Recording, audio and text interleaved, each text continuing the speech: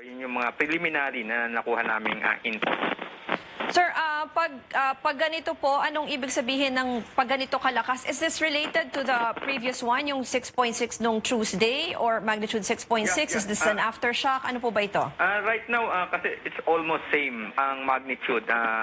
2 days ago, it's a magnitude 6.6. Then ngayon, it's a 6.5. So, siguro hindi natin masasabing aftershock to. Almost same eh. So, it could be, tinatawag natin, sabi nga doon sa ating unang sinabi na merong sequence of interrelated faults na nagge-generate ng mga lindol doon sa area. May paliwanag po ba kung bakit ganito? You're saying galing dun sa mga faults dun sa area. May paliwanag po ba kung bakit ganito kadalas? I mean, if you compare to the maybe previous months or previous years, hindi naman ganun kadalas. Kasi medyo magkakatabi yung fault na identified. Yung one is yung Lang fault. Another one is yung Makilala Malungon fault. Then on the other side, you have yung North Columbia and South Columbia.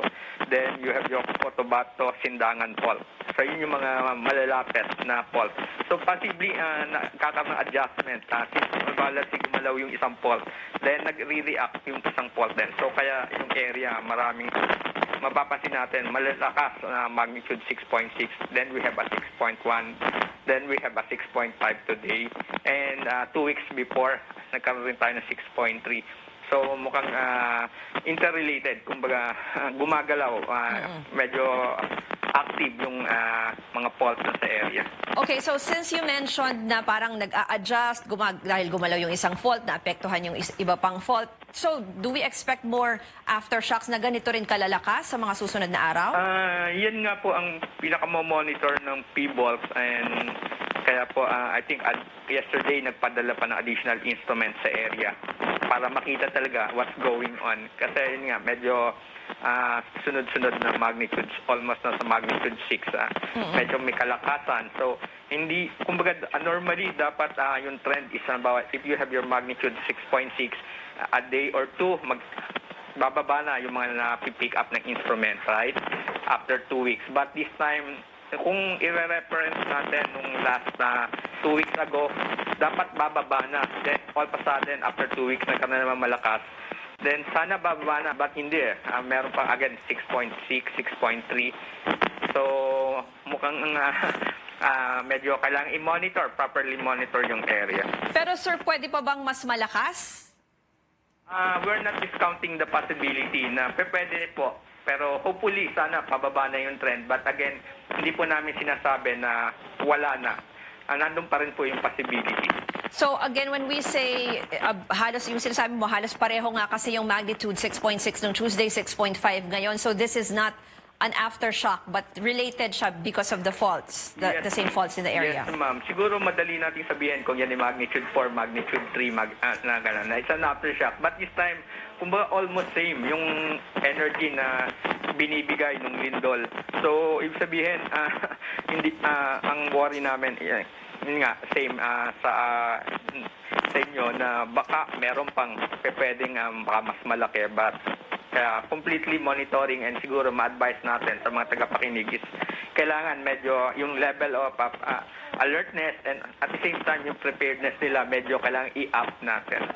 Tapos yung mga hindi po muna advisable na bumalik sa mga tirahan nila kung medyo marupok yung bahay. Ano pong advice nyo sa public? Definite po yun. Once na especially ngayon, magnitude 6.5. So, it's another round na kailangang i-inspect natin yung ating lahat ng gusali. Dahil yung mga previously na minor damage lang, baka ngayon ay nasa major ka na. Kumbaga, magdi-deteriorate na yung structure. So, it's about time na kung medyo hindi kayo sure sa inyong bahay or sa kung saan mang opisina, remain outside muna po kung ma-avoid pa natin. Siguro sa labas muna. Kasi parang ang nangyari, baka patong-patong na rin yung damage, ano po? Opo. kumbaga nagde-deteriorate. Parang kumbaga sa boxing, nabugbog ng first round, second round. Baka sa sunod na round, baka hindi na kayanin. And pwedeng pumasok yung building, ma-knock out kumbaga. And another thing lang, because this is, tama po ba, walang land, galing yung earthquake, so ano yung report on tsunami, possible tsunami, wala naman po. Wala naman po tayong worry ng tsunami kasi yung previously we have magnitude 6, wala naman. And also, yun nga po, inland ito, so hindi dapat maging pangamba yung tsunami. Ang tsunami normally, ang nangyayari, kung ang epicentro po nasa dagat and usually magnitude 7 and up. Okay, maraming salamat kay Erlinton Olivare ng FIVOX. Kayo naman, we have on our line Kidapawan-based journalist Abner Francisco. Abner, intensity 7 din daw dyan sa Kidapawan City. Anong nangyari kanina? Can you tell us about it? Ruth, talagang napakalakas nung lindol na naramdaman dito sa Kidapawan City.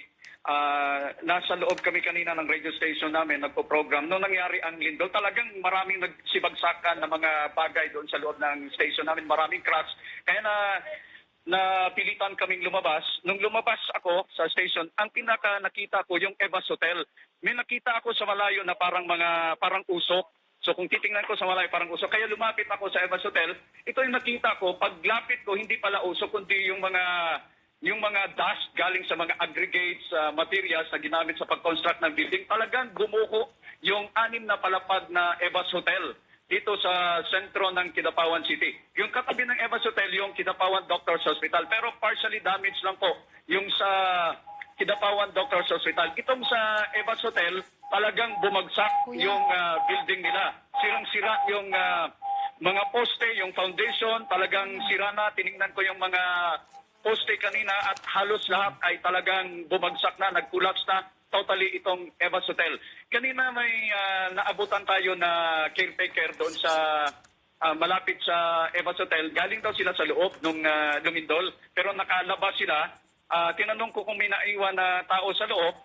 Sabi daw wala, pero hanggang ngayon walang katiyakan ko, talagang wala talagang naiwan na tao sa loob ng Evas Hotel. Yun nga nakakaalala lang sinasabi mo, 6 floors na posibleng gumuho or nakita mo talaga na bagsak na yung hotel, yung building? Bagsak na talaga, Ruth, ang hotel. Talagang hindi na magamit, talagang collapse na itong hotel kasi nga yung mga poste niya bumagsak na, hindi na to magagamit at talagang sira na talaga yung Evas Hotel. And ang nakakatakot dyan, kasi posibleng kung may mga tao sa loob, with what you saw, posibleng may mga na-trap dyan? Are there already medics or anyone na rescuers na nandyan? Or?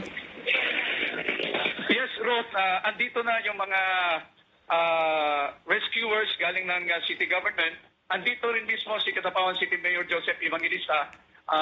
Nagbibigay ng instructions sa PNP, sa Bureau of Fire Protection, sa mga medics na nandito ngayon. Kinordon na yung area, hindi na pinapalapit yung mga tao sa gumuhong gusali para masiguro na walang susunod na mga pinsala na maaaring maidulot. Itong mga nararamdaman pa rin ng mga aftershocks every now and then dito sa Kidapawan. Kasi pagkatapos ng lindol kanina, may mga nararamdaman pa tayo ng mga aftershocks. So, kumbaga, ito yung pinakamalakas. Nung unang lumindol, malakas yun, then nasundan ng pangalawang lindol nung isang araw, nag-create yun ng kasiraan. Ito, aside sa malakas, talagang matindi yung kasiraan kasi nga parang nag-loosen na yung mga structures. Medyo may sira na, may damage na nga yung structures sa first and second earthquakes. Dito na talagang bumigay na yung ilang mga structures dahil dito sa pangatlong earthquake na naranasan ngayon. Ito pa lang yung nakita natin yung Evas Hotel. Pero may mga iba pang buildings dito sa Kidapawan na nadidinig ko kanina sa ilang mga tricycle drivers na meron daw pong sira. Kine-check ko nga yung Colegio de Kidapawan kasi nung pangalawang earthquake, matindi yung kasiraan sa Colegio de Kidapawan. We just don't know kung anong nangyari ngayon. Kasi hindi tayo makalabas kaagad-agad dito sa area na kinaroroonan natin. Wala tayong masakyan. Then, mas dito nakatutok actually yung atensyon ng city government dito sa Evas Hotel. So wala pa rin nga tayong information kung gaano karami yung tao or even staff na posibleng nandyan sa Evas Hotel? Wala pa po, wala pang confirmation kung may naiwan na mga tao at hindi rin natin tiyak kung may tao sa loob or baka may tao hindi nila inaamin sa mga pagtatanong.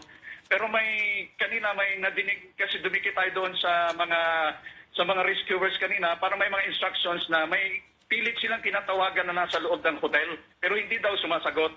So while sinasabi na walang tao sa loob pero hindi tiyak kung talagang walang tao sa loob ng hotel. Okay. Please keep us updated and we'll continue to monitor yung situation dyan sa inyo. Ngayon naman, puntahan natin ang Digos City. Nandoon ang ating correspondent na si Caroline Bonquin. Caroline, kamusta kayo dyan? Anong nangyari kanina? Ruth, sobrang nagpanik at natakot yung mga tao na empleyado nga ng City Hall, pati yung mga ibang mga residente at mga taga-palengke na kumukuha sana ng assistance mula sa city government dahil nga naka-state of calamity na ang Digos City. Kanina, Ruth, nandun tayo sa taas, doon sa second floor. Nakausapin sana natin yung mga tao doon nung biglang umuga ng napakalakas. Nakita natin yung mga gamit gumagalaw din at lahat ng tao ay nagtakbuhan na pababa. Ang sabi ng mga residente dito ay yung pag-shake na naramdaman nila ngayong umaga ay halos kasing lakas nung naramdaman nila nung tumama yung 6.6 magnitude na lindol noong Martes. Marami sa kanila yung nagsabi na sobrang lakas nung naramdaman nila na pag-uga o pag-lindol kanina. Hindi nila naisip na gawin yung itinapayo na duck cover and hold. Ngayon, Ruth, kasama natin yung isa sa mga empleyado ng City Hall, si Miss Melona Rivera. Nandun siya kanina dun sa ground floor. Ano ma'am, nandun po kayo sa ground floor? Sure, office. Opo. Ma'am, pwede niyo po bang i-describe sa amin gaano po lakas yung lindol na naramdaman niyo kanina kumpara noong Martes? Yung sa kaninang umaga, talagang napakalakas ng lindol dito sa amin. Mas malakas pa siya kaysa nung Lunes. Kahit madali lang ang lindol, pero sobra talaga ang lakas niya. Hindi ka na makakalakad sa lakas ng lindol. Kailangan mo talagang mag-crawl, kailangan mo talagang dumapa palabas ng opisina kasi nakakatakot pag madaganan ka na bubong. Opo. Si ate ay may mga kaanak din dito sa Digos City at sinasabi ni ate Melona na kahit daw yung bahay nila ay nagkaroon na rin ng sira ngayong araw. Dito nagkasira ng mga nakaraang lindol pero nagkasira na ngayon. Maraming salamat po, Ma'am Melona. Ruth, kanina pag kasama na nga natin iba mga empleyado na tumakbo palabas, ang dami dito sa baba sa open ground na nag-iiyakan, nagyayakapan sila sa isa't isa. May mga nagdadasal kahit nga yung mga hindi magkakakilala, nagkayakapan na rin kanina dito dahil na rin sa sobrang pasalamat nila na walang nasaktan. Pero dun sa labas na may nakukuha tayo ng mga report na may gumuho daw na department store, yan ay ikukumpirma pa lang natin ngayon, Ruth. Caroline, nakita ko nga itong video mo, yung binabanggit mo na very emotional, no? Yung nagyayakapan pa sila. Pero yung City Hall, diba? Tama yan yung building na pinanggalingan nyo. Ito, nakikita ko rin may mga tumatakbo palabas ng building. I think bagong kuha mo lang yan kanina, no? The earthquake before, wala siyang damage nitong Tuesday's earthquake? So far, Ruth, ang sinasabi ng mga empleyado, wala daw nakitang damage to nung nakaraang earthquake. Tapos ngayon, hindi pa natin alam kung may crack ba siya doon sa loob ngayon. Kasi hindi pa natin alam kasi alam ko may pumasok na mga mag-scan nung City Hall. Kanina, Ruth, ay nag-resume na nga yung pasok ng mga taga-City Hall. Pero pagkatapos ng lindol, pinauwi na silang lahat para kamustahin na nila yung kanilang mga pamilya, kung okay lamang ba sila sa lindol. Oo, kasi ang pinagtatangahan ko nga, medyo nakita ko maraming tao doon sa loob ng City Hall kasi kung, di ba, hindi na siya structurally sound from the Tuesday's earthquake, dapat wala mo nang masyadong tao dyan sa loob, ano? Ruth, pero ang sabi naman sa atin ng mga taga-City Hall, wala naman daw itong naging damage from last time. From what we know, the city engineer, parang yung city engineers, they did a thorough check of the building.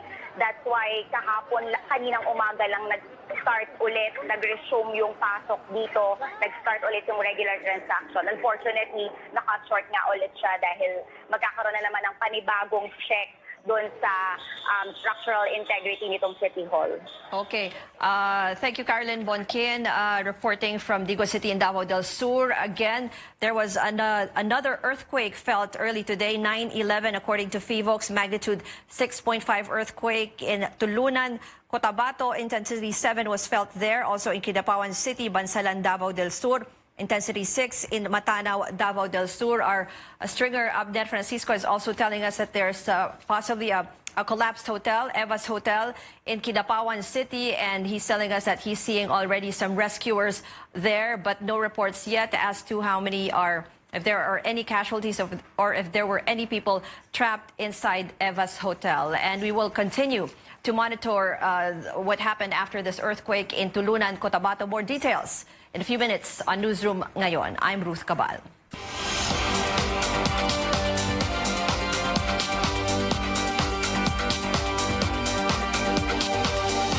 Magandang umaga, ako si Ruth Cabal. Ito ang Newsroom Ngayon. Balita at serbisyo para sa Pilipino. Magnitude 6.5 na lindol niyanig muli ang Tulunan, Cotabato ngayong umaga.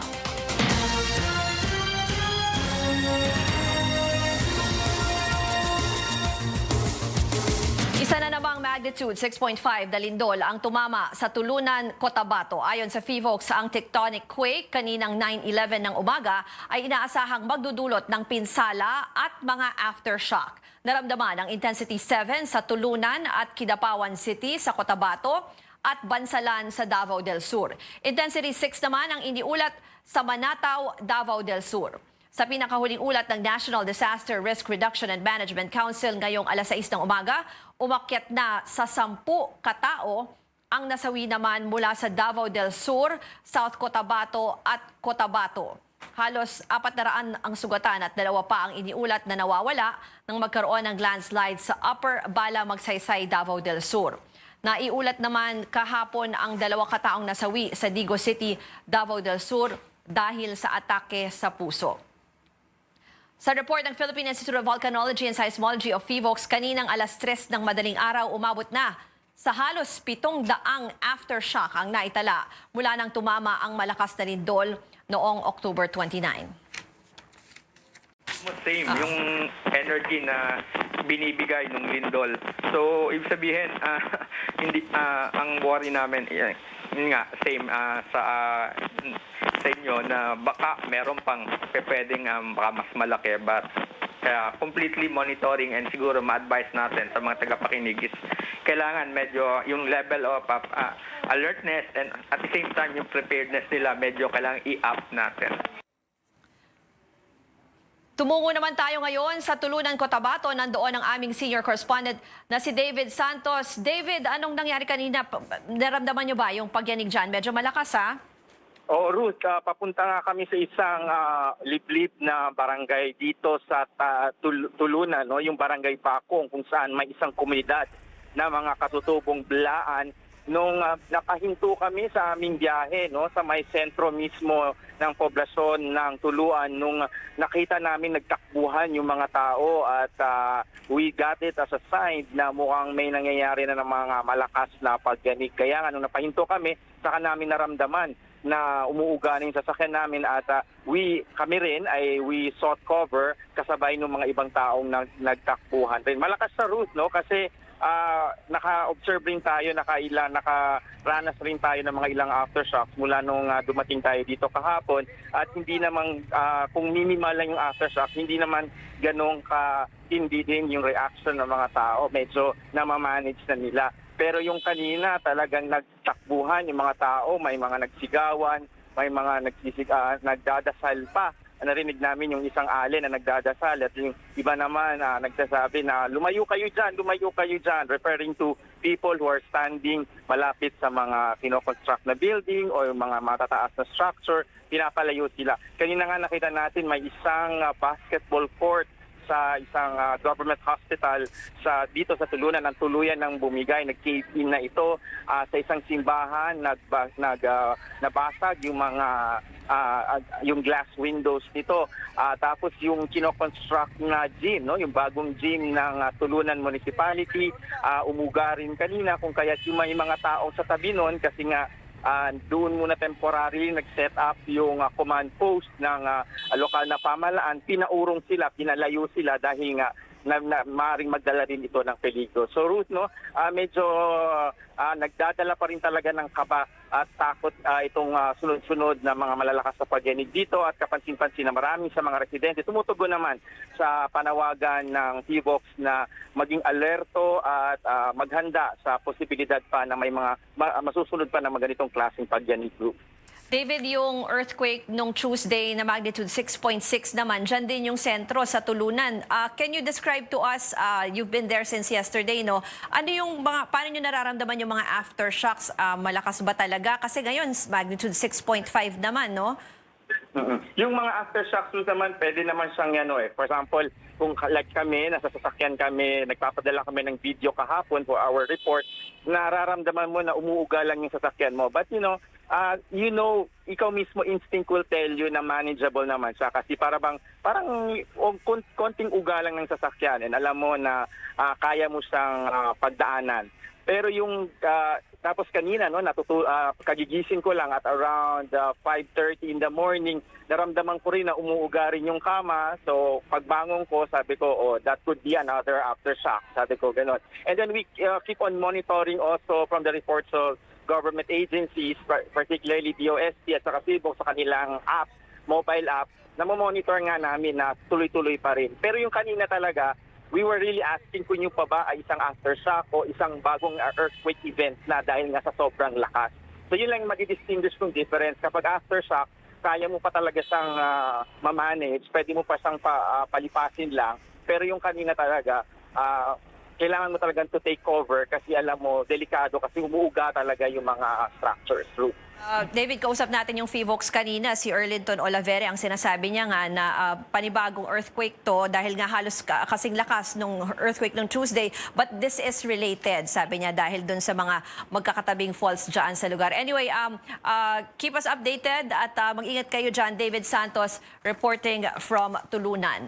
Kamustahin naman natin ang sitwasyon sa Digos City, sa Davao del Sur. Nandun si Caroline Bonquin. Caroline, anong latest mula dyan? Sir, nandito ako ngayon sa may 3F department store sa may National Highway ng Digos City. Kasalukuyan na nagsasagawa ng clearing operation dahil yung department store dito ay bumigay. I think ang bumigay dito yung 1, 2, 3, third floor o yung pinaka-bubungan nitong building. Kanina daw ay bukas ito nung mangyari yung lindol. At imagine yung isang malaking tipak ng pader, yung bumagsak dito, hindi pa masabi sa atin kung may tao ba na naipit sa loob o kung ligtas ba lahat yung mga nagtitinda dito. What we only know so far is may mga nagtitinda dito kanina nung lumindol. Kanina, Ruth, ay nandun tayo sa loob ng City Hall ng Digos City nang maramdaman nga natin yung napakalakas na lindol. Ang masasabi natin dyan, sobrang lakas talaga nung pagyanig kanina mula doon sa second floor. Kitang-kita na umuuga lahat ng gamit. Gawa sa kahoy yung second floor ng City Hall. Kaya makikita na nag-sway yung ikalawang palapag. Yung mga kasabayan natin ng mga tao kanina talagang nagtakbuhan na sila. Kumapit yung iba dun sa pader. Yung iba naman ay gumagapang na pababa ng hagdanan. At pagdating sa labas ay napakaraming empleyado, pati yung mga residente dito na humihingi sana ng tulong sa city government, yung nagyayakapan, nag-iiyakan at nagdarasal, nagpapasalamat lang talaga sila na walang so far ay walang nasugatan o namatay dito sa muling paglindol na ito. Caroline, balikan lang natin yung sinabi mo tungkol dun sa may nag-collapse na malaking pader dyan sa third floor. Anong building ulit yung sinasabi mo, Caroline? Itong building na ito, Ruth, ay yung 3F Department Store dito sa may National Highway. Ang alam lamang natin ay may mga nagtitinda dito kanina nang mangyari yung lindol at kita natin yung isang buong tipak ng pader. Siguro mga 4 na dipa ng pader. Ito, yung haba niya 4 na dipa at ang kapal niya ay siguro isang dipa rin yung kapal niya ay bumagsak dito sa mga tindahan na doon sa ilalim. Kaya ang dami nagkalat na paninda dito sa ilalim. Tapos may truck ngayon dito, sinusubukan nilang iangat yung pader kasi hindi nila alam kung may tao ba na naipit sa ilalim dito. So yung sinabi mo may truck na may mga rescuers na dyan, pero may mga nakita ka bang mga sugatan or anything na anong nakita mo dyan sa lugar na yan? Sa 3F Department Store, ano? Pero so far, wala namang taong nasugatan dito. Ang marami lamang dito ay yung mga kumaga nakikiososo na mga residente at nakakordon na rin yung buong lugar. Halos kakarating lamang natin dito, Luz, kaya hahanapin pa natin yung mga nagtitinda dito para maikwento nila kung ilan ba sila dito, kung all accounted for ba yung mga tao dito at mamimili. Pero wala kang information din if yung nangyaring earthquake nung Tuesday and baka na-damage na yung department store pero may mga tao pa rin hanggang ngayon. So far, Ruth, yan yung i-double check pa rin natin dahil halos kakarating lamang natin dito sa site, Ruth. So mamaya magbibigay pa tayo ng update as soon as may makuha tayo, Ruth. Nakita ko dito sa niro-roll natin na video mo, yung kuha, sabi mo nga kanina sa City Hall, no, medyo, yung, as you described it, medyo nagpapanik at emotional yung mga ibang tao. Can you tell us din, ano ba yung pakiramdam ng mga aftershock since Tuesday? Kasi kahapon nandyan na kayo, no? Sunod-sunod ba yung naramdaman nyo pa ring aftershocks? Ruth, actually, Martes pa ng gabi tayo dumating. Dito rin tayo sa Vigo City nag-stay sa loob lang sa nakaraang 2 linggo. At yung aftershock na nararamdaman natin, parang umaalon. Kaninang madaling araw, mga 3-4 na beses akong nagising. Yung kama na hinihigaan ko, talagang gumagalaw siya. Yung pader, nakita ko gumagalaw din siya ng siguro mga 10 to 15 seconds bago pumunto. At kahit kahapon yung nagre-report tayo para sa Newsnight, gumagalaw din yung mga sasakyan, saka yung lupa nakikita natin. Ganon kalakas yung ibang mga aftershocks dito. Yung iba naman maliit na parang paggalaw, di mo alam kung nasagi mo lang, parang nasagi mo lang yung lamesa. So nagbabari talaga yung lakas ng lindol dito. Pero whether small o big yung tremor na nararamdaman, talagang nakita natin whether it's in Vigo City, in Magsaysay or Bansalan, yung mga tao dito, sobra yung panic nila, sobra yung takot nila. And at the same time, ang ginagawa talaga nila is to check kung ano na yung update dun sa lugar nila, Ruth. At itong Vigo City ay sinailalim na rin sa state of calamity. Anong ibig sabihin yan, Caroline? Ruth, isinailalim na nga sa state of calamity itong Vigo City. Ibig sabihin ay ma-access na ng city government yung pondo para magamit para sa rehabilitation at pagtulong din sa mga residente. Wala naman dito, ang namatay lamang dito ay 2. Ang namatay dito 2, yun ay hindi na sugatan, sila ay nagpanik o natakot, nagkaroon ng heart attack dahil nga dun sa lindol. Pero ang mas malaking pinsala pa ditong isa ay dun sa mga negosyo talaga. Kanina dito tayo, Ruth, sobrang dami ng mga malalaking building dito yung hindi ginagamit ngayon. Yung kahabaan ng commercial area nila, Ruth, parang kumaga ghost area kasi walang halos bukas na tindahan dahil halos sila ay sarado dahil marami yung bitak. Lahat yung 3 mall nila sarado. Yung palengke na pinuntahan natin kanina, yung hindi pa nagagamit na commercial complex ng city government, pati yung isa pang palengke na bago, parehong nag-evacuate yung mga tao dahil ang lalaki ng truck. Kita natin yung pader bumigay, yung hagdan nasira talaga kung hindi na rin nakapasok yung mga tao sa loob. Oh, Caroline, sabi nga kanina ng FIVOX na kausap natin, dapat mas magkaroon ulit ngayon ng assessment ng mga buildings following another magnitude 6.5 earthquake. Ingat kayo dyan, Caroline Bonkin, nag-uulat mula sa Davao del Sur. At kausapin naman natin ngayon ang Kidapawan-based stringer na si Abner Francisco. Abner, anong sitwasyon dyan ngayon? Ruth, patuloy pa rin na tinututukan ng mga city officials ang Evas Hotel dahil while sinasabi ng manager ng Evas Hotel na walang naiwan na tao sa loob, pero gusto ni Mayor Joseph Evangelista na matiyak na talagang walang tao na doon. So gumamit na sila ng drone para i-check ang entire building. So minomonitor gamit ang drone ang Evas Hotel. May isang bagay na tinututukan ang city government sa ngayon, Ruth, kasi itong Evas Hotel, katabi nito, itong mas mataas na gusali ng Kidapawan Doctors Hospital. So magkatabi ito sila. So ang nangyari, itong Evas Hotel, nag-collapse, itong Kidapawan Doctors Hospital, partially damaged lang. Pero ang nangyari kasi, itong Evans Hotel, nakasandal doon sa building ng Kidapawan Doctors Hospital. So may mga aftershocks pa na nagaganap. So merong pangamba na baka kapag meron pang mas malakas na aftershock, itong nakasandal na building na mas malaki ng Evans Hotel ay pwedeng maka-apekto at maka-contribute para masira din itong building ng Kidapawan Doctors Hospital. So iyan ngayon ang tinututukan ng Kidapawan City Government. May report din po na may landslide, may mga stranded na mga residents dyan sa mga barangays na nasa paanan ng Mount Apo. Pero sa ngayon, mas tinututukan itong nasa sentro ng Kidapawan City. Yung sa Mount Apo, pinapuntahan na ni Mayor Evangelista, pina-check sa mga rescuers kung ano ang sitwasyon doon. Hinihintay pa niya ang report galing doon sa Barangay Ilumavis at mga kalapit na mga barangay. Itong mga barangay ay nasa foot ng Mount Apo. Sa ngayon ay walang kuryente dito sa sentro ng Kidapawan kasi sabi ni Mayor Evangelista, standard operating procedure na po yun na kapag may ganitong mga kalamidad, kina-cut off yung linya ng kuryente para ma-prevent yung iba pang pwedeng hindi magandang mangyari, magkasunog o ano bang pwedeng mangyari kapag may disturbance doon sa power lines, kapag may mga problema sa power lines. So naka-cut off yung supply ng kuryente dito sa Kidapawan at may advice din si Mayor Evangelista sa may mga sasakyan na wag na munang dumaan dito sa sentro ng Kidapawan. So kapag kagaling ka ng Davao City, pwede kang dumaan via Mlang, then via Matalam.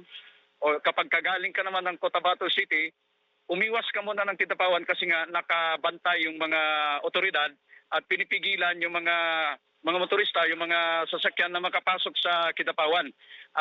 Kino-consider naman yung mga light vehicles. Pero yung mga mabibigat na mga sasakyan, mga 10 tons above, wag na muna daw po kasi baka ma-delay yung biyahe ng mga dadaan dito sa Kidapawan kasi nga kinokontrol yung labas-pasok ng mga sasakyan dito sa sentro ng Kidapawan City while minomonitor, ina-assess, tinitingnan kung ano katindi yung pinsalang dulot nitong nangyaring earthquake, nitong lindol dito sa Kidapawan City, Ruth.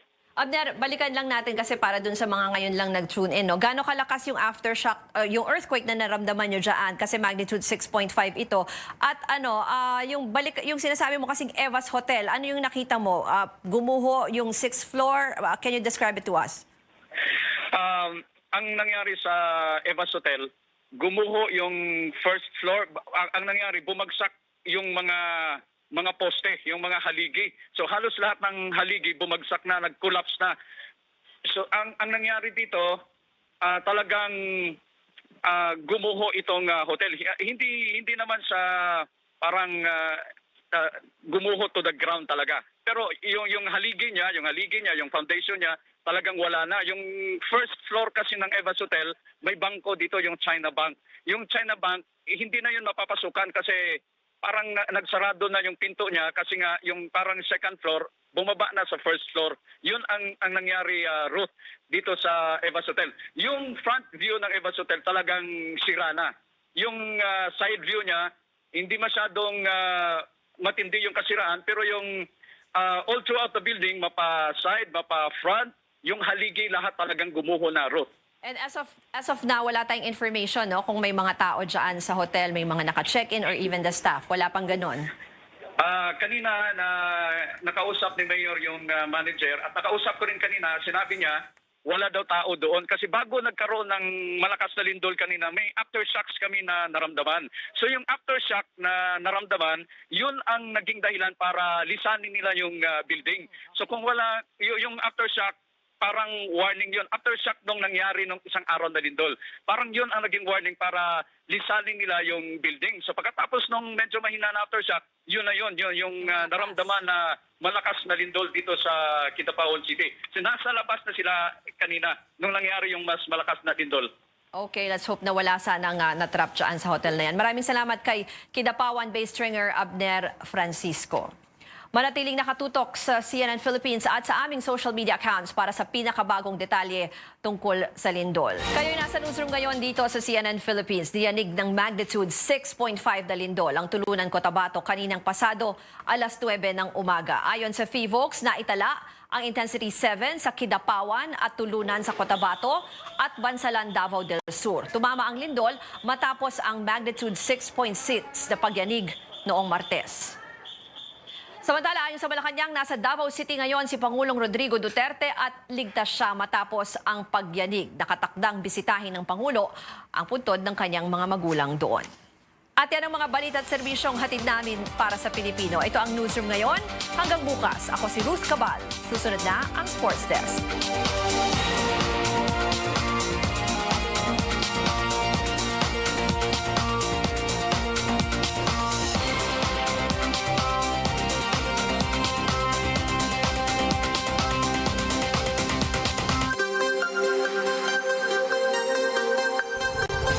Narito na ang balitaan sa CNN Philippines. Tulunan, Cotabato at mga karating lugar muling ginulantang ng malakas na lindol. Ilang gusali gumuho.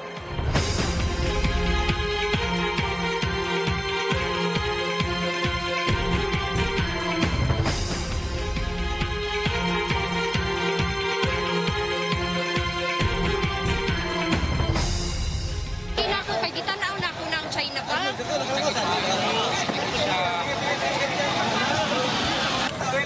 Unay kuha sa isang kilalang lokal na hotel sa Kidapawan City sa Cotabato. Gumuho ang harapang bahagi ng Eva Hotel matapos ang malakas na lindol na tumama pasado alas 9 ng umaga. Naipon ng mga tipak ng semento at humarang sa bukana ng hotel. Wala pang detalye kung may mga tao sa loob nang mangyari ang pagguho. Magandang tanghali sa ngalan ni Pinky Webb. Ako si Ruth Cabal. Muling nabalot ng takot ang mga residente sa ilang lugar sa Mindanao matapos gumalantang ang isa pang mapaminsalang lindol kaninang umaga. Ayon sa PHIVOLCS, tumama ang magnitude 6.5 na lindol pasado alas 9 sa bayan ng Tulunan sa Cotabato. Naramdaman ang intensity 7 o mapaminsalang lakas ng lindol sa Tulunan at Kidapawan City sa Cotabato. Gayon din sa Santa Cruz, Matanao, Bansalan at Magsaysay sa Davao del Sur. 3 na ang kumpirmadong patay sa lindol ngayong araw. Lahat sila galing sa Makilala, Cotabato. Matatandaang 2 araw lang ang nakalipas ng yanigin ng magnitude 6.6 na lindol ang Tulunan. Sa kabuuan, 13 na ang nasawi matapos ang sunod-sunod na lindol sa Mindanao. Ayon sa PHIVOLCS, walang nakataas na tsunami warning matapos ang pagyanig ngayong araw. Pero paalala ng ahensya sa mga residente, manatiling handa at alerto para sa mga posible pang pagyanig. Right now, kasi it's almost same ang magnitude. 2 days ago, it's a magnitude 6.6. Then ngayon, it's a 6.5. So, siguro hindi natin masasabing aftershock to. Almost same eh. So, it could be, tinatawag natin, sabi nga doon sa ating unang sinabi na merong sequence of interrelated faults na nagge-generate ng mga lindol doon sa area. Siguro madali nating sabihin kung yan ay magnitude 4, magnitude 3, na gano'n. It's an aftershock. But this time, kumbaga almost same yung energy na binibigay ng lindol. So, ibig sabihin, hindi, ang worry namin, yun nga, same sa inyo na baka meron pang pwedeng baka mas malaki. Alamin natin ngayon ang sitwasyon sa Kidapawan City sa Cotabato kung saan gumuho ang bahagi ng isang hotel dahil sa lindol. Makibalita tayo sa ating senior correspondent na si David Santos. David, nakikita ko sa likuran mo yung hotel. No? Naku, grabe pala yung damage dyan. Anong balita? Meron daw bang taong na-trap dyan sa loob? Bago yan, Ruth, ang problema ngayon ng lokal na pamahalaan kung ano na ang gagawin sa hotel na ito. Kanina nagpaharating ng mensahe si Mayor Joseph Evangelista sa DPWH, particularly kay Secretary Mark Villar, kung maaari daw magpadala daw ng mga experts o mga structural engineers dito ng makonsulta at makapagbigay ng assessment kung ano na ang gagawin sa structures na ito. Kasi kung mapapansin mo, Ruth, sinira na ang buong National Highway dito sa Kidapawan para nga hindi na ito malapitan ng mga motorista at ng mga pedestrian. Ngayon sa tanong mo kanina, alam mo may 6 na mga hotel workers nandito nasa loob nitong Eva building bago nangyari yung 9:11 in the morning na lindol. Bago raw kasi noon, Ruth, nagkaroon ng isang aftershock. At dahil doon, nagtakbuhan na sila at inabandon na itong building na ito, which was a good decision dahil nga minutes after that, nangyari yung 6.5 na lindol at nagresulta na sa ganitong itsura ngayon nitong building na ito, nitong hotel na ito, Ruth. October 29, hindi na tumatanggap ng mga guests ang hotel na ito dahil apparently nagkaroon na ng abiso ang lokal na pamahalaan na hindi na ito safe, no? Parang close to being condemned dahil nga medyo alanganin na ang structure nito, kung kaya't mga empleyado na lang ang pumupunta dito from time to time. At ngayon nga, ganito na ang itsura niya. Sa ilalim nito, Ruth, sa first floor, merong bangko, China Bank, pero nagsara na rin. Katabi nito, may isang ospital, isang 7th floor na Kidapawan Doctors Hospital. Hindi na ginamit yung the rest of the floors except for the first floor kasi merong mga ginagawang dialysis. May mga pasyente pa raw kanina. Pero nung nangyari yung pagyanig, agad naman silang nailabas at ligtas na sila. May mga ibang structures pa sa tabi nito. May law office, may mga tindahan. Pero good to say, Ruth, na wala namang nasaktan sa insidenteng ito. Ang mapapansin mo lang, Ruth, no, medyo overwhelming kasi pag umikot ka dito sa Kidapawan, kapansin-pansin na nakapalibot yung mga yellow lines. Ito yung mga police lines. Saan-saan, mapa dito. Ultimo dito sa fasad ng nakatapat ng hotel na ito, yung City Hall, may nakalagay na police line rin. Bakit? Kasi ultimo yung arko na nakalagay City of Kidapawan, hindi pinapalapit ng mga tao dahil nga sa mga aftershocks, maari daw bumigay pati yan. So marami pang ibang mga structures, mga buildings dito all over Kidapawan na pansamantalang pinasara dahil kailangan nga munang ma-assess, no, ma-inspect ng mga engineers. Napaka-overwhelmed. To say that these are trying times for the local government dito sa Kidapawan, sa nearby municipalities is an understatement dahil ang dami nilang dapat asikasuhin, may mga reports pa ng landslide, tapos kailangan pa nilang i-check yung situation ng mga evacuees naman sa ibang mga area. Ruth? David, so linawin ko lang. So yung 6 na employees, nakalabas naman sila, yung employees ng hotel, ano? Tama ka, Ruth. Nakalabas sila bago pa naman talaga nangyari yung matinding, yung pinag-uusapan natin earlier, no? Yung magnitude 6.5 na lindol. Before that, meron raw kasing aftershock na which prompted them para umalis sa building na to. So, by the time na nangyari yung malakas na pagyanig kanina, nakalabas na sila, Ruth. Lahat. Wala nang natrap, wala nang naiwan. Okay, ingat kayo dyan, David Santos. Nag-uulat mula sa Kidapawan City, Cotabato. Sa Digos City sa Davao del Sur, 2 ang sugatan matapos bumigay ang bahagi ng isang supermarket sa kasagsagan ng lindol. Makibalita naman tayo doon mula sa aming correspondent na si Carolyn Bonkin. Carolyn, kamusta ang sitwasyon dyan? Ruth, sa ngayon ay nagkaka-recover pa rin yung mga tao mula doon sa naramdaman nilang malakas na lindol kaninang alas 9 ng umaga. Nasa second floor ako noon ng Digos City Hall ng lumindol. At mahina lang siya nung una, pagkatapos palakas yung pagyanig. Parang ibinuduyan yung buong gusali. Kaya maraming empleyado yung nagpanik, humawak sa pader o nagtakbuhan palabas. Nanginginig yung mga tao at yung iba ay naiyak pa sa takot na lumabas dun sa open grounds. 2 ang sugatan dito sa Digos City. Mga empleyado sila ng 3F Happy Shopper Supermarket. Sabi ng mga kasamahan nila ay naipit yung paa ng isa sa kanila dun sa pinto nang bumagsak yung konkretong bahagi ng bubong ng supermarket. Dinala sila sa ospital sa Davao City ngayon para gamutin. Walang kuryente yung ibang bahagi ng Digos City dahil sa lindol at ayon kay Mayor Joseph Cagas ay nasa 800 tao na ang nasa evacuation centers. 30 pamilya ang inilikas kanina lamang dahil nga sa banta ng landslide. Ruth. Carolyn, so simula kanina wala na kayong iba pang naramdaman dyan na aftershocks? Ruth, so far ay wala namang panibagong lindol na naramdaman dito. Okay, Carolyn Bonkin, nag-uulat. Susunod, malakas sa pagyanig sa isang gusali sa Davao City dahil sa lindol, sa pool, sa kamera. Nagbabalik ang balitaan sa CNN Philippines. Matinding pinsala rin ang iniwan ng magnitude 6.5 na lindol sa Davao City.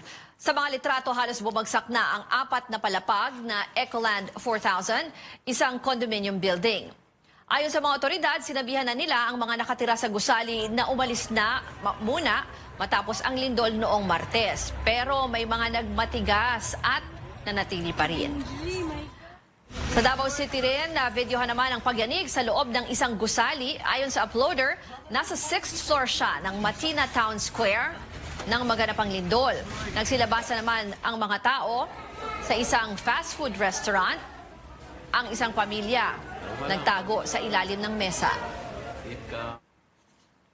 Ayon sa Malacanang, nasa Davao City ngayon ang Pangulo pero ligtas naman siya. Nakatakda raw dalawin ng Pangulo ang puntod ng kanyang mga magulang doon. Baka pumunta rin daw ang Pangulo sa mga pinakamatinding na apektuhan ng lindol. Nagbabalik ang balitaan sa CNN Philippines. Ang ating pinakamalaking balita ngayong araw, muling nabalot ng takot ang mga residente sa ilang lugar sa Mindanao matapos gumulantang ang isa pang mapaminsalang lindol kaninang umaga. Ayon sa FIVOX, tumama ang magnitude 6.5 na lindol pasado alas 9 kanina sa bayan ng Tulunan, Cotabato. 3 kumpirmadong patay sa lindol ngayong araw, lahat sila galing sa Makilala, Cotabato. 6 na katao naman ang sugatan sa nag-collapse na Ecoland 4000 condominium sa Davao City. Ayon sa report ng Davao City Information Office, patuloy pa rin ang rescue operations. Kasalukuyan ng kinordon ang gusali. Sa 15 kwarto daw ang okupado nang maganap ang pagguho. Sa kabuuan, 13 na ang nasawi matapos ang sunod-sunod na lindol sa Mindanao mula noong Martes. Ayon sa FIVOX, walang nakataas sa tsunami warning matapos ang pagyanig ngayong araw. Samantala, makikita naman sa mga litratong ito ang mga bitak sa kwarto ng bahay ni Pangulong Duterte sa Davao City. Naroon ang Pangulo para sa undas, pagtitiyak ng Malacanang, ligtas naman ang Pangulo matapos ang lindol. At dumako naman tayo sa briefing ni Davao City Mayor Sara Duterte. Engineer's office, yun ang masusunod. Mayor, have you talked sa engineer dito na ako lang sa condominium already? Engineer wala. Building administrator, yes. Nagka-istorya mi kaganinang buntag because she was the one na gi-coordinatan sa ato ang city engineer's office kada hapon. We already sent them 3 notices, written notices about the problem sa ilahang building. Mayor, aside aning Ecoland 4000, are there other condominiums na ipadalan ng notices also for? Yes, we'll come up with a list from the city city engineer's office, and then we will furnish you a report, consolidated report of the city disaster risk reduction management office. Mayor, possible ba na may liability ang developer and ang administrator and the building, considering an I notice, pero they still allowed some of the occupants to stay inside the building? That will have to be discussed with the city legal office. We will explore possible legal action if makita natin na merong evidence na meron silang pagpabaya sa recommendations of condemnation ng building nila. Mayor, based on your dialogue with the building administrator, meron po bang waiver po na ibigay yung residents na hindi mo na sila aalis? Wala, yes, wala mi nag-discuss og waiver sa building administrator because kung condemnation manggod ang recommendation sa city engineer's office, buot pasabot that building cannot be occupied by individuals, by people. So still, Mayor, it's because inallow nila, so meron talaga liability? Yes, we will have to check kung further investigate sa ato ang city legal office kung doon na sila mga tulubagon sa nahitabo. But can it be waived? Cannot be waived. As I said, it cannot be waived because ang recommendation is condemnation, meaning the building cannot be used anymore. Mayor, unsay mahimo tabang sa city government sa mga affected residents? Kaya di man sila mabalik sa ilang. Well, kung naay kung naay mga residents din na gusto mo gamit sa ato ang evacuation site, doon na tayo ready na evacuation site sa Los Amigos para sa mga affected residents sa Ecoland 4000. Mayor, nandito na lang presidente. May balita po kayo sa kanya. Yes, ang alam ko lang is nasa Davao City si President Duterte. Although hindi ko lang alam kung umalis na siya. Nakausap po ba si Presidente? Ma'am, kasi lumabas yung mga picture sa may crack doon sa kwarto po niya sa Pagdawag. Nagkakarinig din po kami ni Presidente. Hindi pa po kami nagkausap ni President Duterte, but we reassure President Duterte that the city government of Davao is on top of the situation here in Davao, and then so that he can focus more on the other areas na medyo malaki din ang damage, like Tulunan and Kidapawan in North Cotabato. Tagalog daw tayo. Oh, sorry. Ay, lagyan nyo na lang ng subtitle yung mga Bisaya na words, ha? Kasi mahirap mag-isip sabay-sabay in English, Bisaya, at Tagalog. Ma'am, are there gonna be cancellation of activities? English ka naman. Tagalog, sabi mo. Meron po ba tayong cancellation of activities na line up for today? May scavenger sila, mga ganon. Yes, ang sa malls, bago lang po gikan, no, before ko, galing lang ako sa isang mall natin doon sa Turil area, no, and I talked to the building manager. Ongoing ang kanilang inspection and assessment. They are assisted by personnel from the city engineer's office. Close down their mall. So we leave it to the building manager close down or mag-force evacuate ang mga malls nila. And then we leave it to the private establishments to decide whether to push through with their activities. Mayor, what's the effect of the recent earthquakes on your plan to limit Yes, so we have a pending ordinance with the Sangguniang Panglungsod requiring the limitation of building heights in certain areas depending on the area nila sa zoning ordinance natin. So ongoing po yan, and we really need that ordinance not just for disasters but also para sa urban planning natin because of foot and traffic congestion. Pero dapat may mayor, because of the earthquakes, may input po ba yung dahil? May dadagdag po ba tayo na policy statement? Yes. I leave it to, because I am not an urban planner and I am not an engineer, we leave it to these offices, the City Planning and Development Office, which is assisting the Sangguniang Panlungsod sa pag-draft sa ordinance natin, and the City Engineer's Office with regard to engineering requirements for buildings para mabuo ang ordinansa. Mayor, magdaragdag pa tayo ng Od ay ang briefing ni Davao City Mayor Sara Duterte tungkol doon sa mga naging epekto ng paglindol kaninang umaga dyan sa Davao City. Isang gusali kasi doon ang Ecoland 4000 condominium building ang gumuho at 6 ang naitalang sugatan. Sabi ni Mayor Sara ay iimbestigahan at pag-aaralan ng City Legal Office ang mga posibleng legal action dyan sa condominium dahil kung bakit may mga tao pa dyan kanina nung lumindol dahil meron na daw recommendation para sa condemnation ng building na yan. Kaya dapat ay wala ng mga taong nakatira doon. Manatiling nakatutok sa CNN Philippines at sa aming social media accounts para sa pinakabagong detalye tungkol sa lindol sa Mindanao. At yan ang kabuuan ng balitaan ngayong Huwebes, October 31, 2019. Sa ngalan ni Pinky Webb, ako si Ruth Cabal. Hanggang bukas, magandang tanghali.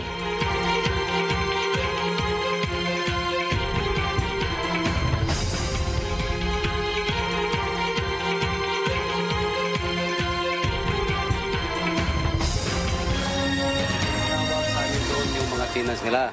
Kaya with that, nag-schedule ako ng inspection. But however, before it happens, nangyari yung October 29. Kaya right after that, pinuntahan kagad namin yan doon. Kasama ko doon si Mr. Halon, our 911 chief. Tinignan namin yung area. Yung kanilang mga poste, yung mga kulom, talagang yung crack doon is diretso-diretso. Yung kulom diretso yun sa kanilang mga beam. Kaya sabi natin, with this kind of situation, kung mga mga walling lang, mga hairlines lang yung mga crack, walang problema yon. But we found out na talagang ang mga poste, yung mga structural column talaga ang nagiging problema. Kaya sabi ko nga, right after that situation, sabi ko nga, I had to really to discern the situation. Sabi ko, right now, conduct forced evacuation.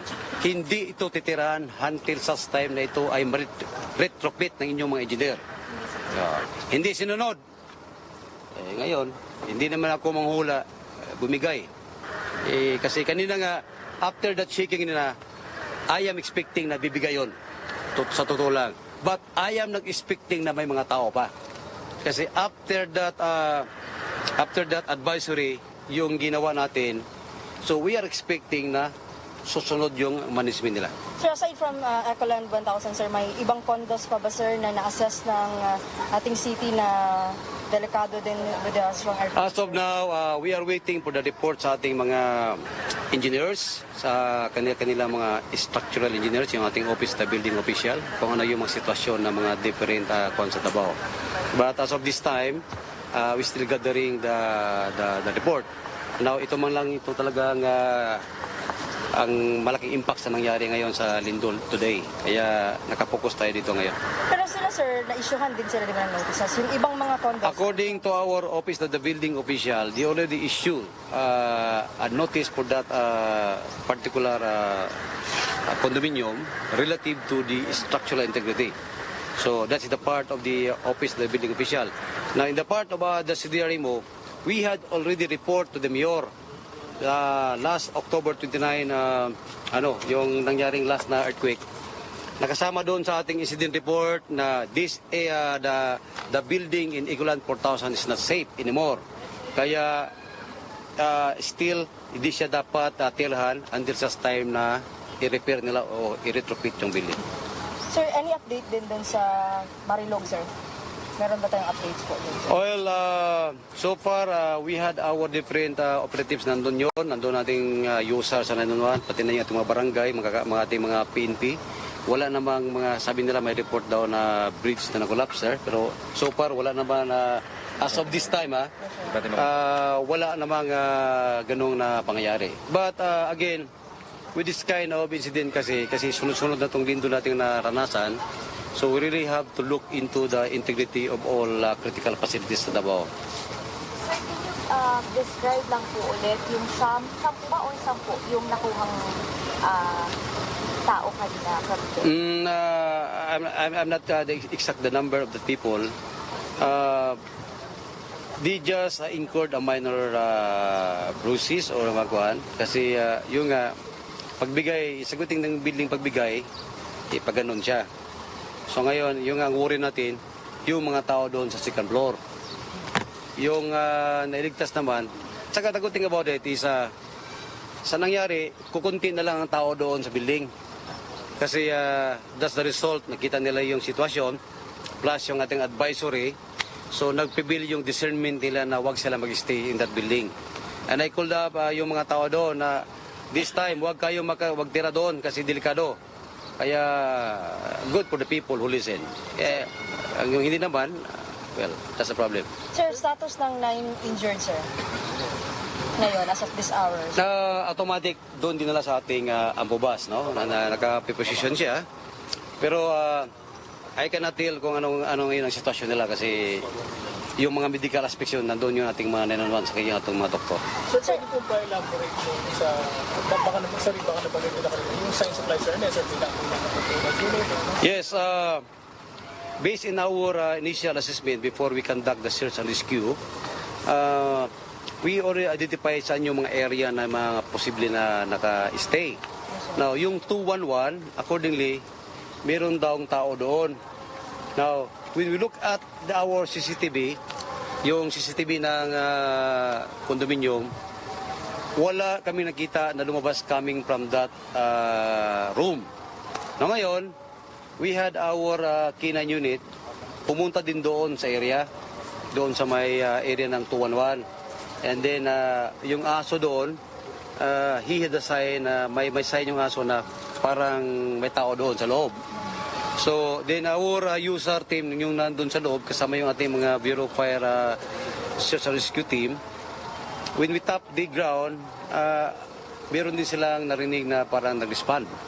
Kaya that would be a good sign na may tao doon sa loob na buhay pa, if ever na ganun yon. So, but then, we cannot really exactly tell kung yung tunog doon is out of the movement doon sa tao. Baka may mga nahulog lang, no? Kaya ngayon, we reinforce our detection employing our Nighthawk volunteers group. Ginamit yung kanilang live detection apparatus na makita. Kaya pinapahinto natin yung lahat ng generator para it can detect any sounds inside the building. Okay. Yung po mga injured, residente po ito lahat o may employee ng condo? Accordingly, they are all tenants. So I have to look into kung sino-sino yung mga tao doon kasi ang ating mo ng concern ngayon, for me, may concern yung sa loob na kung may mga tao makuha natin. Yung signs of life, sir, possible tenant din yun, sir, or parang umira lang sa biyan? Ano ba tawag? I do not know exactly kung if that person, kung mayroon man sa loob, is a tenant or helper or renter. I don't know. But hopefully, sana sabi-sabi din ng mga maintenance doon, yung mga nagtatrabaho, wala na daw tao. If that would be the case, well, magpasalamat tayo dyan. Pero again, hindi tayo magkumpiyansa. We need really to look into the all corners of that building to make sure na walang tao. May ultimatum ba kayo, sir, or until anong oras lang, sir, maghanap kayo? We have Mr. Haldon to act as the ground commander of the search and rescue, ang ating 911 chief. Kaya we give him all the discretion kung hanggang saan ang ating search and rescue. So, nasa kanila naman ang capacity talaga sa ating 911 doing these things, no? So, we leave that to them kung hanggang kailan. So, tayo, tinitingnan natin kung ano bang kailangan, in what way we can manage the situation. Okay? Other questions? Last, wala na. Okay. Thank you. Last na lang po. Sir, ano pong explanation ng management ng DMCI? Bakit pinatuloy pa rin nila na may tenants? Hindi nila pinanong? It's a business interest. Yan yun. Pira-pira lang siguro. I need to say, I hate to see this. They are more particular with the business interest rather than the safety of the people. Yun lang po. Questions? Wala na. Thank you very much and we will update you from time to time. Thank you po, Sir. That's the media briefing of the Disaster Risk Reduction and Management Office of Davao City about the Ecoland 4000 condominium building that partially collapsed due to the strong earthquake this morning. Operation and Warning Officer Rodrigo Bustillo says there are signs of life in the building and search and rescue operations are ongoing. Straight to the heart of Cotabato province, where the earthquake today once again sent people into panic mode and caused mass destruction. At least 3 people are reported dead in the province. Our senior correspondent, David Santos, is live from Kidapawan City. David, very difficult times for Cotabato. How are people there coping? Well, that's right, Pia. More people here in Cotabato province are going to sleep and stay outside their homes tonight as the third strong quake in just 2 weeks jolts this province and nearby areas earlier today. Now, in Makilala town, residents are not only fleeing their homes, they are fleeing their community, which lies in the foothills of Mount Apo. In Tulunan, cable wires and structures swaying at the town center as residents take cover from possible falling debris. The shaking is so intense, even cars have to stop in the middle of the street. The rooftop of a basketball court caves in as glass windows in a church shatter to pieces. In Kidapawan City, a 6-story building that houses a hotel, a bank, and a law office partially collapses. The hotel has been closed since the October 16 quake. 6 workers were inside the hotel when the quake struck. Fortunately, they managed to flee the building on time. No one was hurt in the incident, even if it affected adjacent structures. The local government now wants the EVA building immediately demolished since it poses a public risk. How do we do it? Wala tayong capacity. No? this has to be demolished na as soon as possible. So we need guidance from the DPWs or for that matter other agencies.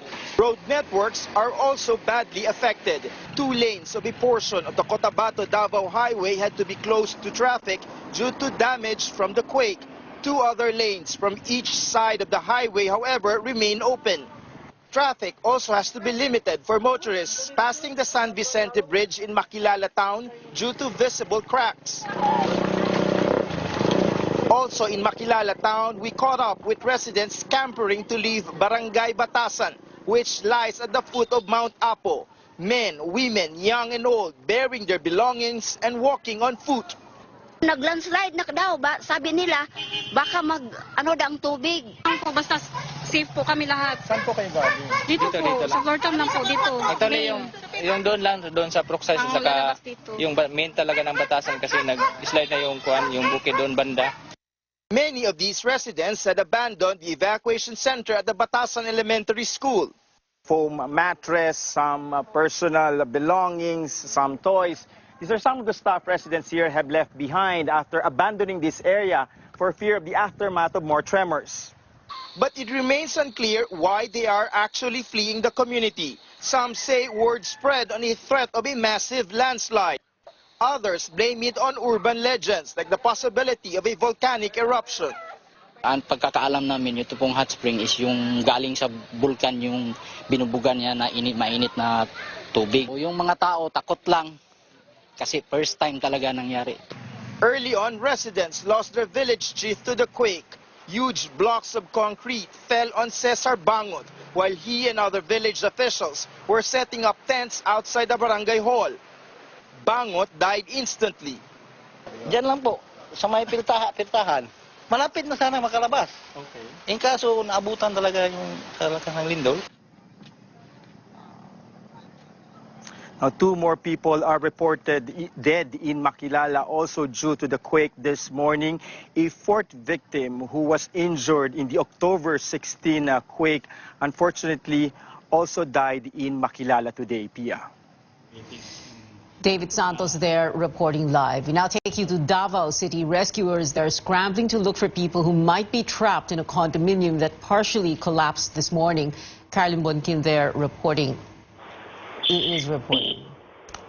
The rescuers scanning every part of Ecoland 4000 condominium. They found survivors on the 3rd and 4th floors this morning. Their focus now is on the 2nd floor where some tenants are presumed trapped, especially in room 211. This morning's earthquake renews residents' fear of staying indoors as some structures are damaged today. The entire Digos City Hall started swaying at around 9:15 in the morning. Everyone inside rushed to open areas. After a few seconds, the tremor slowed down until it fully stopped. People were crying, praying, hugging. Thankfully, everyone is safe. Sa takot, ma'am, hindi mo na talaga ma-follow yung duck cover and ganyan, hindi mo na, ma'am. Ang iisipin mo lang, tatakbo ka talaga para makalabas ka ng building. Hindi mo na kayang tumayo sa lakas talaga ng yanig niya. Damage was apparent as soon as the shaking stopped. 5 were injured in Digos City, including 2 employees of 3F Happy Shoppers. The supermarket's upper portion fell right down to the exit. It's been closed for 2 weeks after cracks lined its walls as a result of a 6.3 magnitude earthquake last October 16. Cindy, an employee there, says she and her co-workers were transferring merchandise when the quake struck. Paglingon ko po si Rose na bagsakan na po ng semento. Tulong po. Sabi niya, tulong. Hindi na po na ako nakapunta kasi bumagsak na po. Hindi ko na siya nakita. The Digos City government will pass an ordinance to ensure all buildings are structurally sound before another earthquake strikes. In Davao City, rescuers have been working round the clock to find people who may be trapped under the rubble of Eco 4000 condominium. The ground floor, which served as a parking lot, caved in. By noon, 9 tenants were rescued from the 3rd and 4th floors. By 3 p.m., K9 dogs and rescuers found signs of life in the 2nd floor. When we tap the ground, meron din silang narinig na parang nag-respond. Kaya that would be a good sign na may tao doon sa loob na buhay pa, if ever na ganun yon. So, but then, we cannot really exactly tell kung yung tunog doon is out of the movement doon sa tao. Baka may mga nahulog lang, no? Davao City officials didn't expect the city has ordered the owner of the building, DMC Urban Property Developers Incorporated, to tell its tenants to leave the premises as parts of the building were damaged by Tuesday's earthquake. The building is no longer safe. But the resident says the management failed to tell them about this. The management also failed to issue an alarm when the earthquake struck. Wala silang alarm sa mismong building nila, and the other condos were having an alarm. Yung mismong tenants lang in their own way, lumabas, tapos nagpanic. Hindi naman nila inalerto yung mga tenants eh. Perez has decided to file a case against the developer. Mayor Sara Duterte said earlier tenants may file charges against the developer if they want. We're currently here in Davao City Public Cemetery where President Duterte, is expected to visit the grave of his mother, Soledad Pia. Carolyn Bonkin there reporting from Davao City. Now, to get more perspective on the series of earthquakes in Mindanao, joining us live now, Mario Aurelio. He's the director of the University of the Philippines National Institute of Geological Sciences. Good evening, sir. Welcome to Newsnight. Good evening, Pia. Well, sir, let's begin with the 5 faults that I just mentioned. That PHIVOLCS said they are monitoring and are responsible for the earthquakes, the series of earthquakes in Mindanao. You were telling me a while ago that there is a debate going on in the scientific community about whether these 5 faults were really behind the earthquake. Yes, well, really it's not a debate to disprove or not to or confirm, but rather a discussion, because it's really a matter of interpretation, interpreting the data. Faults usually have, well, all faults have their orientations, meaning direction and also inclination. And depending on the earthquake data, we can associate the earthquake to such faults. Now, as I said... Sir, sandali na po. When you say direction and inclination, what exactly do you mean? Yeah. Let me show this one as the fault plane. Okay. And if it is oriented this way, assuming this is north, then it is north striking, we call it. North striking. And if it is inclined this way, it is dipping to the west. Okay. So all faults have these orientations. So depending on the earthquake data, we can associate the earthquakes, several earthquakes to several faults also. Okay. So depending on which are called which faults and which earthquakes are associated to those earthquakes. If you notice, there are 5 faults mentioned, but there are only 3 major shocks that so far have been presented. But actually, on October 29, there were 2 big ones. All right, so actually, the one this morning was the 4th. The 4th, that's what you're yes, saying. That's right, the 6.5 magnitude. Okay, all right. And so this, well, hindi na, like you said, hindi naman siya debate or anything. Hindi siya awat. Because, you know, a lot of people, you know, are alarmed that this is happening so often. Of course, we know we cannot predict earthquakes, no, but so why is this happening so often? So meaning the faults are moving. Yeah, okay, the faults are moving because what? They're adjusting. I mean. Yeah, it's a natural behavior of the Earth to adjust because of this, what we call accumulated stresses over time. And in fact... which is exactly how the surface of the Earth was formed, right? That's right. Because all the faults are moving over thousands of years. That's right. All right. And in fact, we should be thankful that these are moving not in a big burst of a single earthquake. Yeah. Because if you imagine, for example, the 4 earthquakes so far in the last 2 weeks, if we were to contain all that energy in one single earthquake, that should be a super that's more than magnitude 10. Maybe. Maybe. May ganun ba? Wala, no? So far, historically, wala pa. 9.5 was the strongest in the last 100 years. Okay. And of course, hindi naman, like you were saying, these are natural occurrences. That's right. This is the natural course of events because the surface of the Earth is constantly changing. That's right. And like you were saying, natural lang ito that they will move. And even if we, as human beings on the surface of the Earth, feel the shaking, whether it is up and down or sideways, it like you said, hindi ito one big burst of energy. Yeah, we should be thankful that it's not one big burst. But however, as I mentioned that there are so far 4 strong ones, because there are smaller ones, magnitudes 5s and 4s even. It is still a puzzle to us because it's occurring on apparently a single area, a small area. Right, tulunan which is not- again. which is theoretically unexpected. Because the theory in earthquake studies is that when the fault moves, it releases energy, and the energy release should move somewhere else outside of the fault that has already moved. But what's happening apparently is that there's a single fault or a single area, small area, where these relatively big earthquakes, magnitude 6 and greater, are occurring. We would not be surprised if it occurred a little bit farther away from the first fault, for example. But the epicenter, again, is Tulunan Town in Cotabato.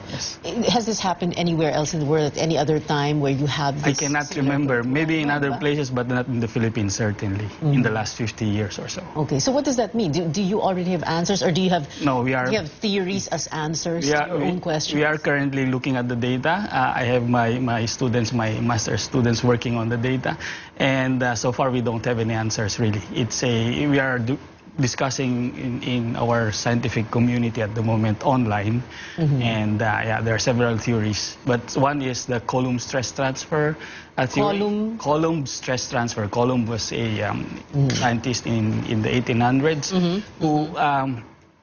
who said that during an earthquake, as I mentioned a while ago, the energy that is released transfers to another place. It does not dissipate, does not disappear, but simply transfer. And since it is transferred, then that area where it is transferred will soon accumulate stress also. That means that in that area, theoretically, it should be expected that another earthquake will happen. Okay, and you did bring with you, except that we're going to show it siguro mamaya, no, at the 9 p.m. newscast, what you call the Coulomb stress transfer map of the October 16 to 29, 2019 Mindanao earthquake. Yes. So there you were mapping itong transfer of stress. That's right. Like you were saying. You know, with everything that has happened in Mindanao, the series of earthquakes, well, in a strange way, no, medyo parang medyo nasasanay na ata ang tao na paulit-ulit na to, tapos and then in very short periods of time, ano, is there a, again, we cannot predict earthquakes, and you and FIVOLCS have been saying that all the time, no, but syempre, what comes to mind, of course, is this the warnings about a possible big one for Metro Manila and its environs. Yes, it is unfortunately, it is almost a reality, I would say, because it has not happened yet. But there's science, there's data backing this conclusion that a big one is just around the corner. However, as you mentioned,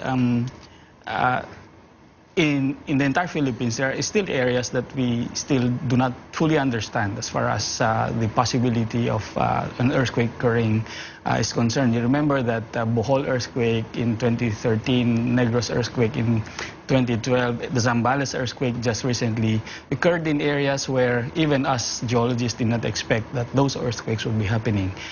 What we call unknown faults before those earthquakes. Yes. Yeah. So yes, it is a big challenge to the scientific community, really, but we are working hard on it. But what we can expect is that these faults will continue to move. So it's only a question of time. When is this going to happen? And yes. The magnitude of these movements, whether it's 6 or 7, 6.5, 7. We can actually estimate the magnitude so long as we have an idea of, for example, the length of the earthquake, because there's a relationship between the length of a fault to the magnitude it can generate. In general, the longer the fault, the higher the magnitude it generates. The smaller the fault, then the smaller. And of course, the fault that will move if or when we have the big one in Metro Manila is the West Valley Fault. West Valley Fault. West Valley Fault. Yeah. It is believed to be about 120 kilometers long from the Marikina area all the way down south. Actually, Montalban. Montalban, yes, right. Down to Tagaytay. So that's 120 kilometers. And considering this length, as if you look at the empirical equations, then it can generate a magnitude of about 7.2 to 7.5. And 7.2, if you remember, Bohol, it was a 7.2 earthquake. Yeah, and of course that would be more devastating here in the metropolis Given the infrastructure, infrastructure. the stability or the instability, the population, the density. Right. And of course, and just one last thing, we can actually see the surface of that fault, right? Yes, the manifestation of the fault. Pumunta ka lang sa Loyola Marikina. Exactly. Tumingin ka lang dun in the direction of Ateneo de Manila University, you see that tall. Well, Ateneo itself, the grade school is right smack on the fault. Yeah, because I go often to Loyola Marikina. My family's there. So, yeah, you can see it right there. That is the West Valley Fault. Anyway, Sir Mauro Aurelio, sorry, of UP.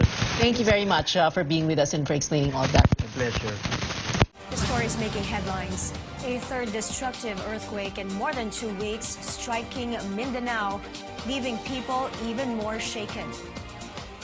Good evening, I'm Mai Rodriguez. Welcome to the newsroom.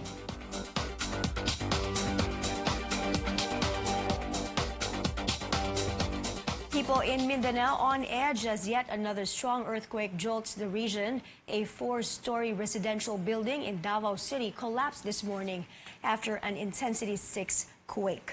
Search and rescue operations are underway for an unknown number of people feared trapped under the rubble.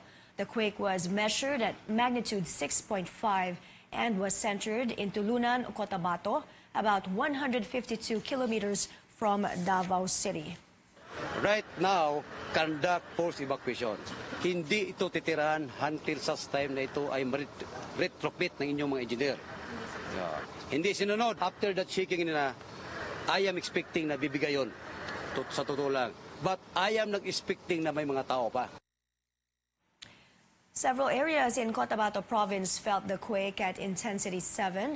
Davao City and Hagonoy, Davao del Sur experienced intensity 6. This is the latest in a series of earthquakes in Mindanao following 2 deadly quakes that jolted the same town and nearby areas in the past 2 weeks. Today's earthquake once again sent people into panic in Cotabato. At least 3 people from the province are reported dead. In this report, our senior correspondent David Santos tells us about the massive destruction the quake caused. In Tulunan, cable wires and structures swaying at the town center as residents take cover from possible falling debris. The shaking is so intense, even cars have to stop in the middle of the street. The rooftop of a basketball court caves in as glass windows in a church shatter to pieces. In Kidapawan City, a 6-story building that houses a hotel, a bank, and a law office partially collapses.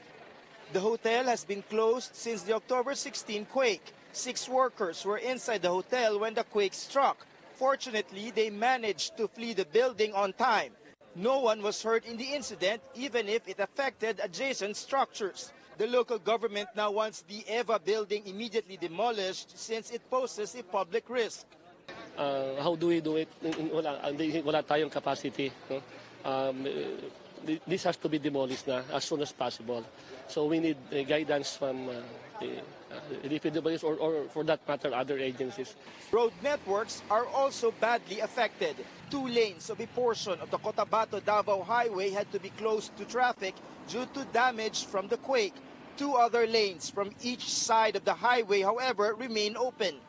Traffic also has to be limited for motorists passing the San Vicente Bridge in Makilala town due to visible cracks. Also in Makilala town, we caught up with residents scampering to leave Barangay Batasan, which lies at the foot of Mount Apo. Men, women, young and old, bearing their belongings and walking on foot. Nag-landslide na daw, sabi nila, baka ang tubig. Basta safe po kami lahat. Saan po kayo galing? Dito po, sa floor town lang po, dito. Actually, yung doon sa Process, saka yung main talaga ng Batasan kasi nag-slide na yung bukid doon banda. Many of these residents had abandoned the evacuation center at the Batasan Elementary School. Foam mattress, some personal belongings, some toys. These are some of the stuff residents here have left behind after abandoning this area for fear of the aftermath of more tremors. but it remains unclear why they are actually fleeing the community. Some say word spread on a threat of a massive landslide. Others blame it on urban legends like the possibility of a volcanic eruption. Ang pagkakaalam namin, ito pong hot spring is yung galing sa bulkan, yung binubugan niya na mainit na tubig. Yung mga tao takot lang kasi first time talaga nangyari. Early on, residents lost their village chief to the quake.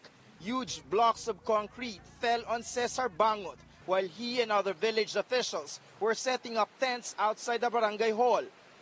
Bangot died instantly. Diyan lang po, sa may pirtahan. Malapit na sana makalabas. In kaso, naabutan talaga yung lakas ng lindol. David Santos, CNN Philippines. President Rodrigo Duterte visiting his parents' grave in Davao City. The president was accompanied by his former assistant, now Senator Bongo. The president says his home sustained cracks from the series of earthquakes, and he'll have it checked by government engineers. The president is scheduled to fly to Bangkok tomorrow for the Association of Southeast Asian Nations, or ASEAN Summit.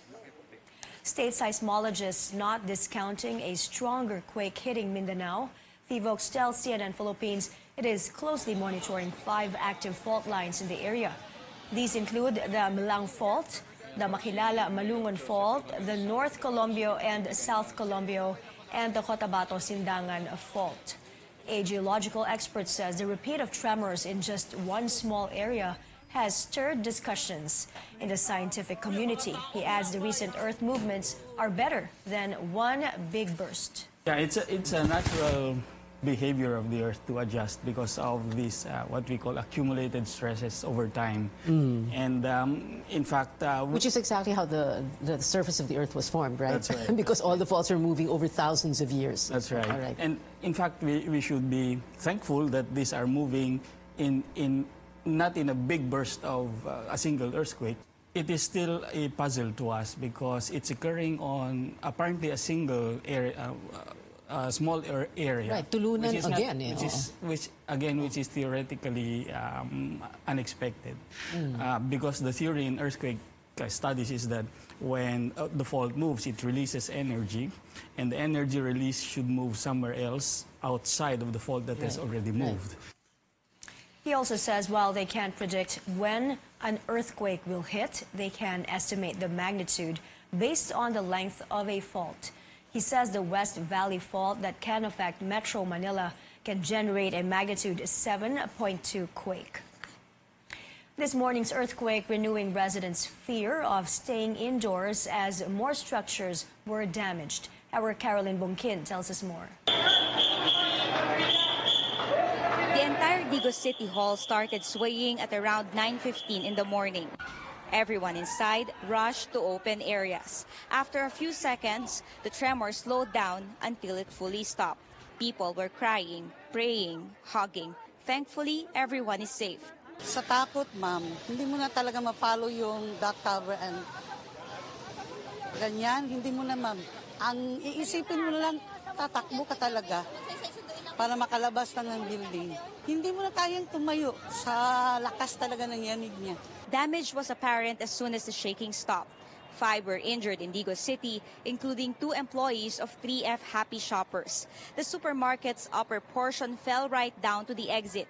It's been closed for 2 weeks after cracks lined its walls as a result of a 6.3 magnitude earthquake last October 16. Cindy, an employee there, says she and her co-workers were transferring merchandise when the quake struck. Paglingon ko po si Rose na bagsakan na po ng simento. Kasi tulong po. Sabi niya, tulong. Hindi na po na ako nakapunta kasi bumagsak na po. Hindi ko na siya nakita. The Digos City government will pass an ordinance to ensure all buildings are structurally sound before another earthquake strikes. In Davao City, rescuers have been working round the clock to find people who may be trapped under the rubble of Eco 4000 condominium. The ground floor, which served as a parking lot, caved in. By noon, 9 tenants were rescued from the 3rd and 4th floors. By 3 p.m., K9 dogs and rescuers found signs of life in the 2nd floor. When we tap the ground, meron din silang narinig na parang nag-respond. Kaya that would be a good sign na may tao doon sa loob na buhay pa, if ever na ganun yon. So, but then, we cannot really exactly tell kung yung tunog doon is out of the movement doon sa tao. Baka may mga nahulog lang, no? Davao City officials didn't expect the city has ordered the owner of the building, DMC Urban Property Developers Incorporated, to tell its tenants to leave the premises as parts of the building were damaged by Tuesday's earthquake. The building is no longer safe. But the resident says the management failed to tell them about this. The management also failed to issue an alarm when the earthquake struck. Wala silang alarm sa mismong building nila and the other condos were having an alarm. Yung mismong tenants lang in their own way, lumabas, tapos nagpanic. Hindi naman nila inalerto yung mga tenants eh. Perez has decided to file a case against the developer. Caroline Bonquin, CNN Philippines. And thanks for watching the newsroom. I'm Maya Rodriguez. Good evening.